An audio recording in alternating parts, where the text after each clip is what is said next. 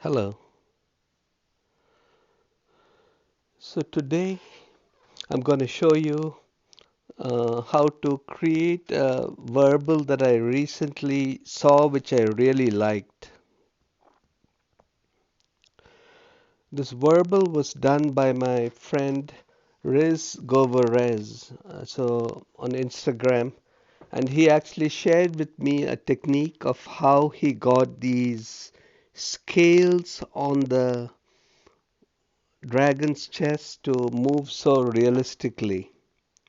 So I'm going to attempt to create this, but I'll do a very quick version of this.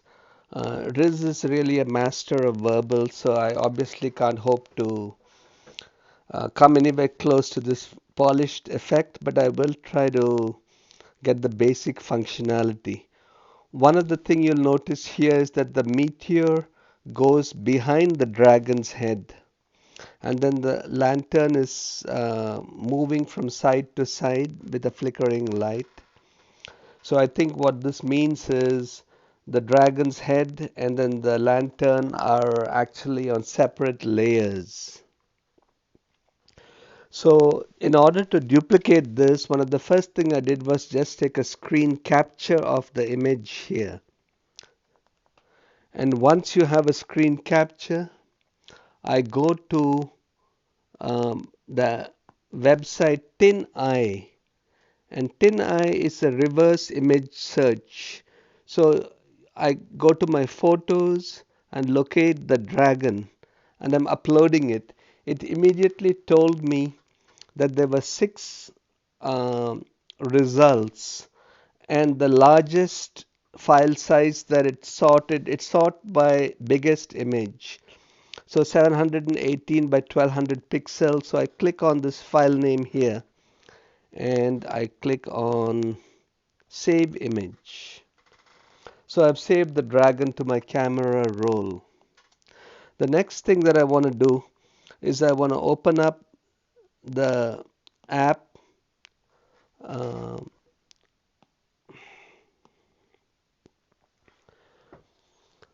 TouchRetouch, and I want to erase the dragon and the lantern. So if I go to object removal and I just highlight the lantern, so you can see I'm quickly going over the lantern here,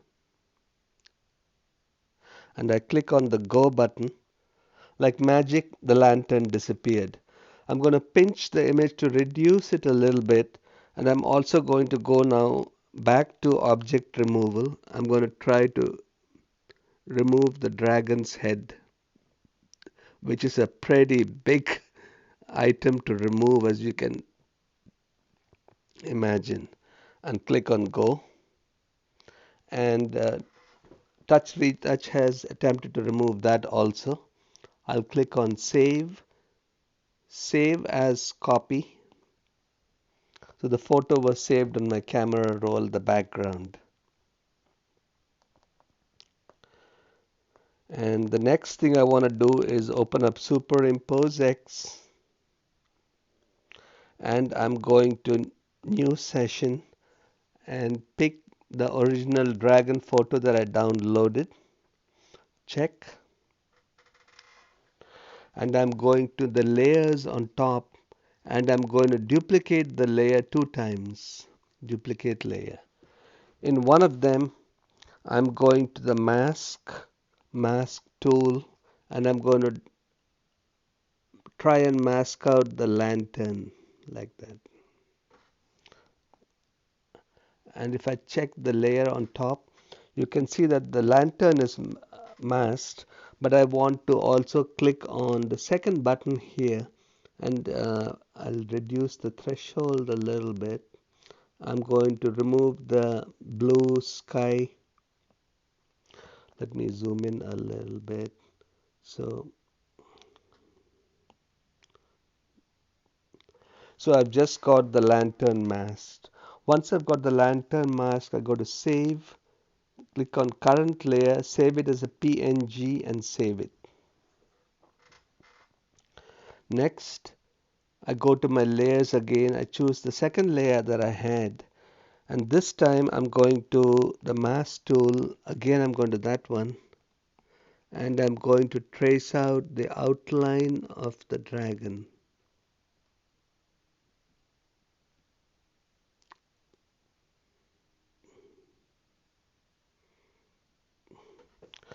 And click on that. And I'm going to use the same technique to try and eliminate the blue sky.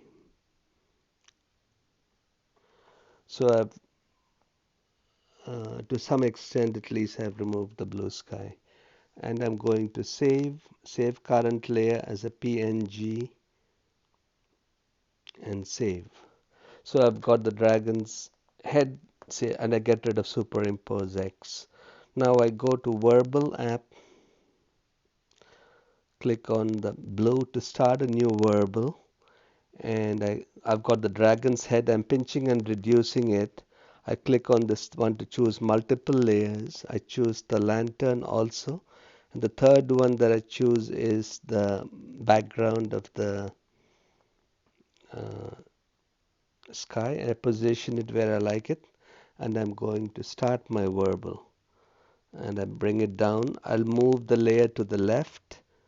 I can see that my dragon's head is too small. So I click on the second layer and pinch it a little bit and try to position it so that it matches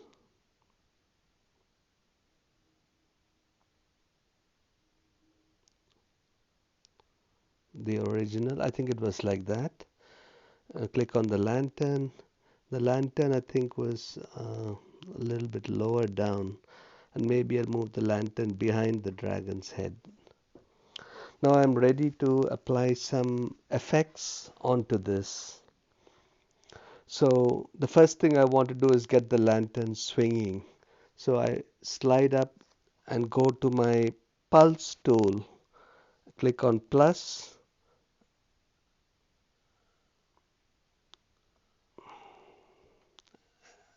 and click on layers. The lantern is selected. Click on mode and I'll click. I think I'm going to do a twirling motion. So twirl. And with twirl, I have to enlarge it so that the center of this, and I make the circle even larger. Uh, and I have to position it so that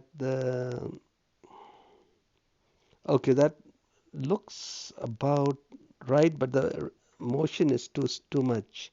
So I'm going to reduce the motion. Okay, so now it's swinging on an arc, which is good. And next I'm going to make the dragon move a little bit. So I click on plus here, click on the layers, and I choose the dragon head layer, unselect uh, the lantern one. So there's one layer selected for this. I go to mode and I'll click on uh, I think I'll do a shift distortion for the dragon head.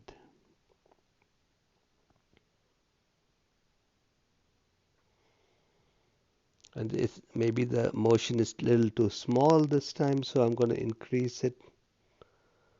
Uh, okay, that looks good. So I've got the dragon head moving. I'll turn the effect off.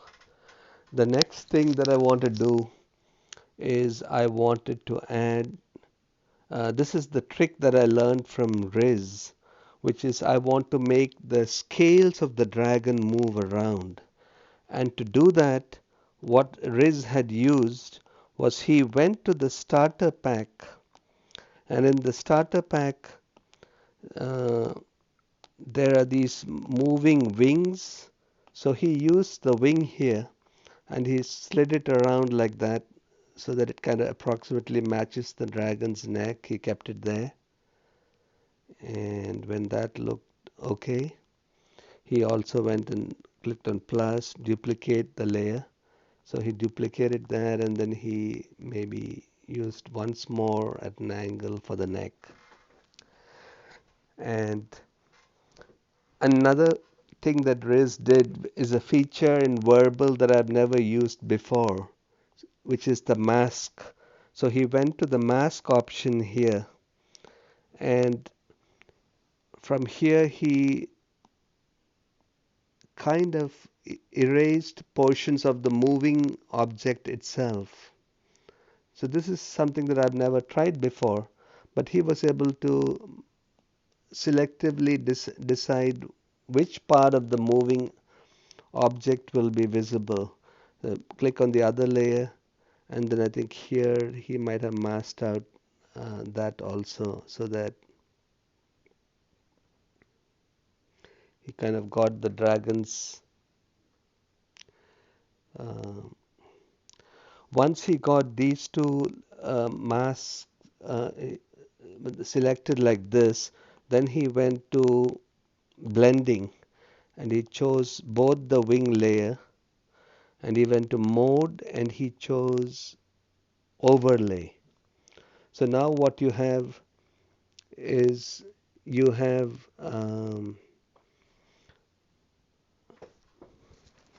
the wings uh, with the moving, like the fur is moving here. The one problem that I see here is that the sky or the wing or something is visible in the background. And so what I want to do is I think I want to select the wings, and I'll click on pulse and this sideways motion. Let me click on the layers. I'll also add it to the wings as well. So now everything is moving, so now it's not so noticeable like that. So that looks okay. Um, this was the basic edit that Riz had, which I really liked. Now, obviously, to this, he had some other small effects. For example, I have here on my glows pack, there's a glow here. So perhaps I can go to a new layer and add this glow.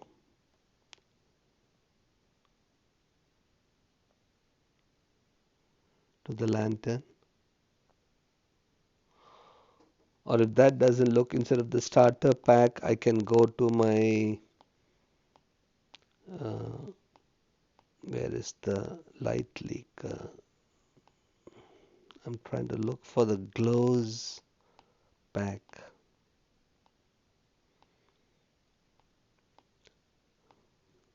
One of the things with Werble is it's so addictive, you end up buying a lot of add-ons like this.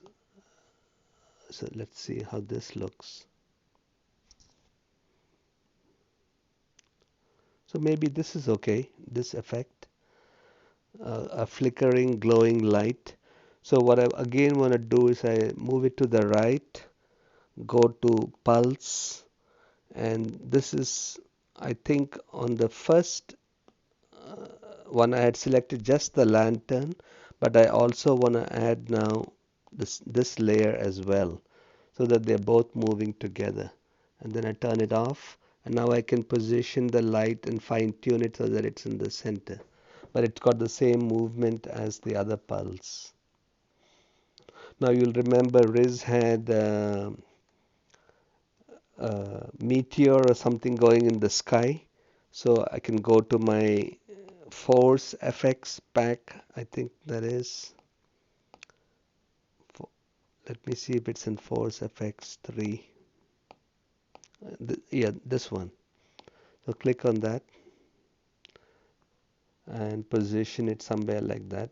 And I positioned it so that it ends behind that. Now I slide the layer to the left behind the dragon's head so that it's in the night sky.